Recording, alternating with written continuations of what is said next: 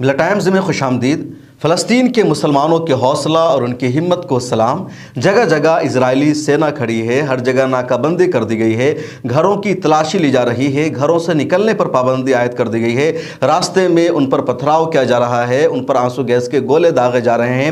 Firing کی جا رہی ہے۔ اس کے باوجود یہ مسجد اقصیٰ میں نماز پڑھنا کو ضروری قرار دیتے ہیں، جان پر کھیل کر مسجد اقصیٰ میں پہنچ رہے ہیں اور 1000 2000 نہیں بلکہ لاکھوں کی تعداد میں پہنچ جاتے ہیں اور ہر حال میں کوشش کر رہے ہیں مسجد اقصیٰ میں نماز پڑھنے کی۔ کل سے 2-4 ویڈیو مسجد اقصیٰ کی لگاتار وائرل ہو رہی ہے، جس میں دیکھا جا رہا ہے کہ اسرائیل کی تمام تر بندشوں کو توڑ کر، ہر رکاوٹوں کو عبور کر کے فلسطینی جو ویسٹ بینک، یروشلم اور وہاں رہتے ہیں، وہ مسجد اقصیٰ میں پہنچ رہے ہیں جمعہ کی نماز ادا کرنے، جمعہ کے دن فجر کی نماز ادا کرنے، اور پھر لیلۃ القدر ہے، شب قدر ہے، تو وہاں بھی یہ لاکھوں کی تعداد میں پہنچ رہے ہیں، نماز ادا کر رہے ہیں، لبیک یا اقصیٰ کے نعرے لگا رہے ہیں اور پوری دنیا کو یہ میسج دے رہے ہیں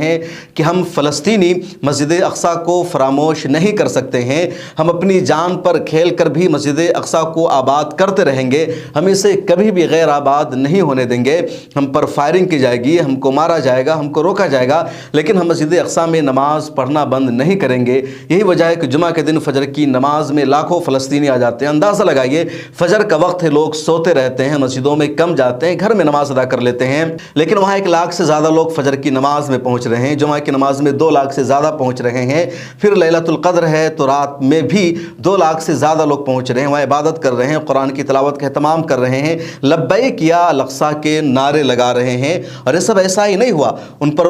فائرنگ کی گئی ہے، ان کو مارا گیا ہے، کئی جگہ لوگوں نے راستے میں نماز ادا کی، اس کے باوجود وہ وہاں پہنچ گئے۔ اس لیے دل کر رہا ہے کہ سلام کیجئے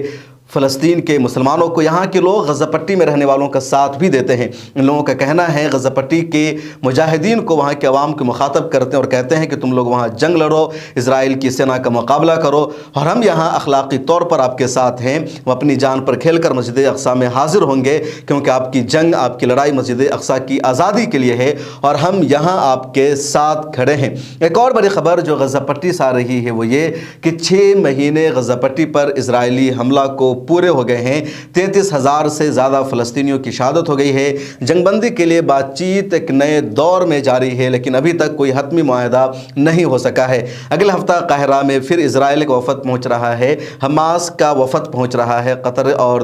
امریکہ کے وفد کی بھی وہاں پہنچ ہو رہی ہے، لیکن معاہدہ کیا ہوگا ابھی تک سمجھ میں نہیں آ سکا ہے۔ حماس نے اسرائیل کی پیشکش کو سیدھے انکار کر دیا، جس میں اسرائیل نے یہ کہا تھا کہ عارضی طور پر جنگ بندی ہوگی، تمام یرغمالیوں کو آزاد کرانا ہوگا اور نارتھ غزہ میں فلسطینیوں کی واپسی کو یقینی نہیں بنایا جائے گا۔ حماس کا کہنا ہے کہ اب ہماری بنیادی شرط یہ ہوگی کہ رفح میں جو فلسطینی رہ رہے ہیں ان کی نارتھ غزہ میں واپسی کرائی جائے، وہ اپنے گھروں میں رہیں۔ امریکہ کی طرف سے بھی تجویز سامنے آئی ہے کہ کم از کم 2000 روزانہ وہاں واپسی ہوگی فلسطینیوں کی، تبھی معاہدہ ہو سکتا ہے۔ ایک خبر یہ بھی سامنے آئی ہے کہ امریکی صدر جو بائیڈن کی اسرائیل کے پرائم منسٹر بنیامین نتنیاہو سے فون پر بات چیت ہوئی ہے اور یہ بہت سخت کال تھی۔ امریکی صدر نے اسرائیل کے وزیر اعظم کو کہا کہ وفد میں مذاکرات کرنے والوں میں جو آپ کا ڈیلیگیشن ہے، آپ اس کو مکمل اختیار دیجئے کہ وہ حماس کے ساتھ معاہدہ کرے اور جنگ بندی پر فائنل کر کے آئے۔ اس کے علاوہ اب مزید تاخیر نہیں کی جا سکتی ہے۔ اگر اسرائیل نے اس مرتبہ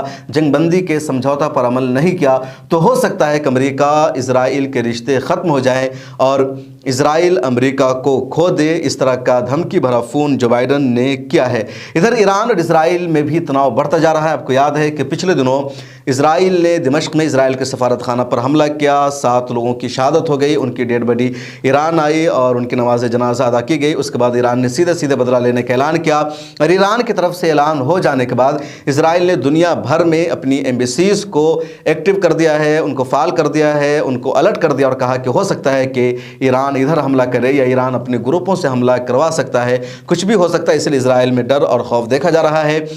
اسرائیل میں اپنی سرکار کے خلاف وہاں کے عوام کا احتجاج بڑھتا جا رہا ہے، جنگ بندی کی کوششیں بڑھتی جا رہی ہیں، لوگوں کا دباؤ ہے، لیکن جنگ بندی کے لیے اسرائیل کا وزیر اعظم ابھی تک تیار نہیں ہے۔ اس ویڈیو میں اتنا ہی، پھر ملاقات ہوگی۔